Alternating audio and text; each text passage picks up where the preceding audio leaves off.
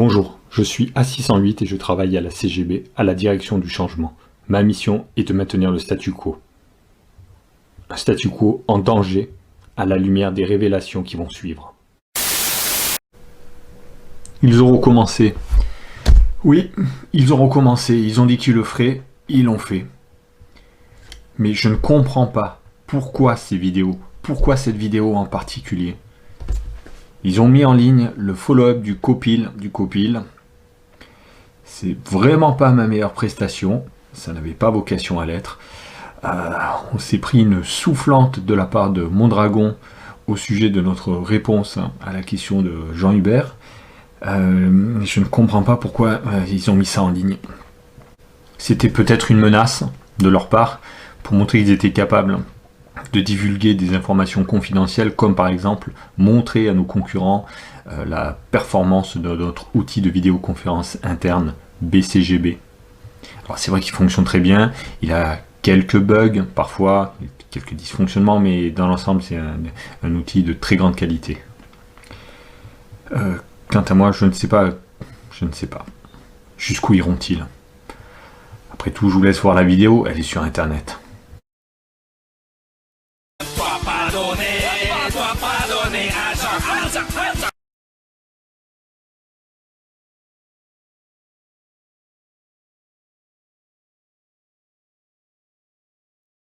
Bonjour à tous. J'ai monté cette réunion à la demande de Traetupla pour partager le feedback de Monsieur Joncrête conformément à la directive Transparency for All initiée par la Direction Générale. Cette démarche s'inscrit dans l'application concrète de notre valeur commune d'environnance. Du militance. Oui, du militance dans ce cas. Monsieur Joncrête a défendu en copil de follow-up du copil 432 SQ4 la réponse apportée par ses équipes à la requête qui nous avait incombé dans des circonstances floues. Il me charge avant tout de vous remercier pour votre travail collectif. Il s'est montré plutôt satisfait des éléments de contexte que nous lui avions préparés. En revanche, les éléments de langage n'auraient pas rencontré la réaction attendue. Monsieur Joncrête a un emploi du temps très chargé, donc il est resté assez évasif. J'ai cru comprendre que la réponse que nous proposions à l'objet du copil 432 SQ4 semblait ne pas correspondre entièrement aux expectations des membres présents. Monsieur Joncrête n'est pas allé non plus jusqu'à insinuer que notre travail ne semblait pas correspondre entièrement aux expectations, mais j'ai noté un sentiment diffus d'inachevé dans son propos. Rien de concret bien sûr. C'est juste un ressenti latent. Nous avons donc monté ce meeting de concert avec Traetupla afin de comprendre ce qui a dysfonctionné dans l'élaboration de notre réponse. À vous, A608. Je rappelle rapidement le contexte. La requête qui m'a été attribuée s'est intitulée « Évolution des rapports hiérarchiques au sein de la CGB et problématiques soulevées par la valorisation des lignes de reporting fonctionnelles sur la production des indicateurs clés de performance de TSG Trapol ». À question simple, réponse complexe. Je rappelle que la mission de la direction du changement est de maintenir le statu quo. Donc c'est dans cette optique et en toute impartialité que nous avons investigué.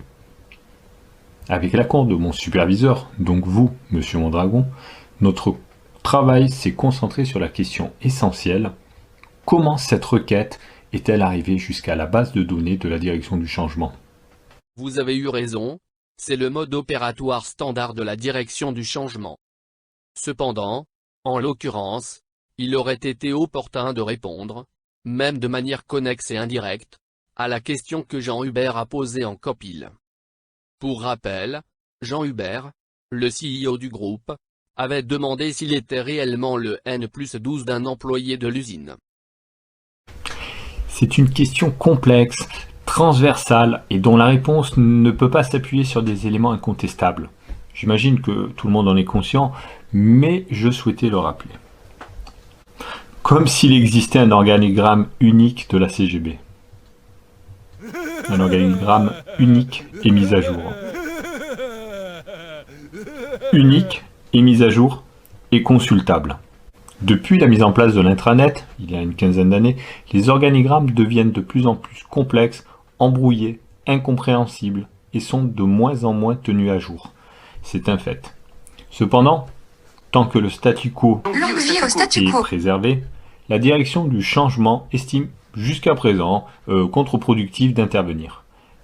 Maintenant, comme la direction générale souhaite savoir s'il est soit exact, soit inexact d'avoir un N-12, une réflexion poussée est nécessaire. Pour essayer de répondre en amont à une telle question, nous avons donc lancé une simulation d'organigramme avec la cellule méthodologie. D'après les premiers résultats, qui n'ont pas encore été validés par la cellule statistique, c'est exact et inexact. Après investigation sur le terrain, nous estimons que le principal problème, si problème il y a, n'est pas vertical. Après tout, il peut être grisant d'avoir 11 niveaux hiérarchiques en dessous de soi. Et, vu d'en bas, le N-12 peut se sentir rassuré d'être tellement encadré. Non, à la direction du changement, nous pensons que le problème, s'il y a problème, est horizontal. Une fois n'est pas coutume, je vais prendre un exemple concret. Vous m'excuserez d'une telle liberté, mais l'enjeu est tel que je ne peux pas faire autrement. Je vais faire de plus une simplification osée, réductrice, car sinon on ne s'en sortirait pas. Nous supposerons qu'il n'existe que des liens hiérarchiques directs dans l'entreprise. Un subordonné, un chef. Je sais, c'est élémentaire, c'est vraiment basique, mais pour le bien de la démonstration, nous devons nous en tenir à cet exemple simpliste. Il apparaît rapidement qu'une telle couche de N plus quelque chose complique les relations entre services. Par exemple, en mission, mon interlocuteur est normalement de même niveau hiérarchique que moi, c'est-à-dire du même grade et de la même bande. Cependant, si ces N plus 1, N plus 2 et N plus 3 sont du même grade que mon N plus 1, ce qui peut arriver, ou de grade inférieur, ce dernier sera-t-il leur interlocuteur unique? On peut se poser la question, elle s'est déjà posée. Allons plus loin, toujours dans le concret, toujours dans l'exemple quotidien. Si le N plus 7 de mon interlocuteur est l'équivalent de mon N plus 3, ce qui est arrivé lors de ma précédente mission, le N-3 de mon interlocuteur pourra-t-il devenir mon responsable direct en cas de changement de poste? Et vice-versa? Voilà les problèmes concrets, vécus au jour le jour, qu'une question aussi complexe que celle de Jean Hubert soulève. C'est pourquoi nous nous sommes attachés avant tout à trouver l'origine de la requête que nous avons reçue, afin que cette situation désagréable et pénalisante pour la direction du changement ne se reproduise pas. Un constat majeur s'impose cependant.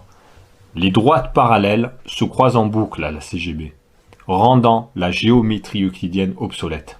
Mais c'est un autre problème. Je partage ce constat, qui fait l'objet de recherches approfondies. Je comprends mieux le danger pour le statu quo. En parlant de danger, la simulation d'organigramme conduite avec la cellule méthodologie incluait-elle une dimension RH? Ah, il est vrai que pour des questions touchant aux relations hiérarchiques entre employés, un novice se tournerait vers le département des ressources humaines pour obtenir une réponse. Le novice. Quel ingénu. Comme vous pouvez vous en douter, nous nous sommes bien gardés de les contacter. Nous sommes cependant parvenus à intégrer une composante RH dans la simulation d'organigramme. Sans surprise, il apparaît que le rôle des RH est de trouver a posteriori une justification ou du moins une cohérence à ce qu'il convient d'appeler une situation potentiellement confuse. Une couche de complexité supplémentaire est d'ailleurs ajoutée dans le cas de plus en plus répandu d'organisation matricielle, heureusement hors de notre périmètre de mission. Je comprends d'ailleurs à présent mieux pourquoi la mobilité interne est si compliquée. Finalement, le travail des RH est quasiment impossible par nature. Alors effectivement, à la direction du changement, nous comprenons désormais pourquoi il est nécessaire que ces employés soient sélectionnés spécialement sur leur incompétence et leur absence d'esprit d'initiative. Ainsi, le respect du statu quo est assuré et en cas de problème, il est commode de trouver en eux de parfaits boucs émissaires. Je vous remercie.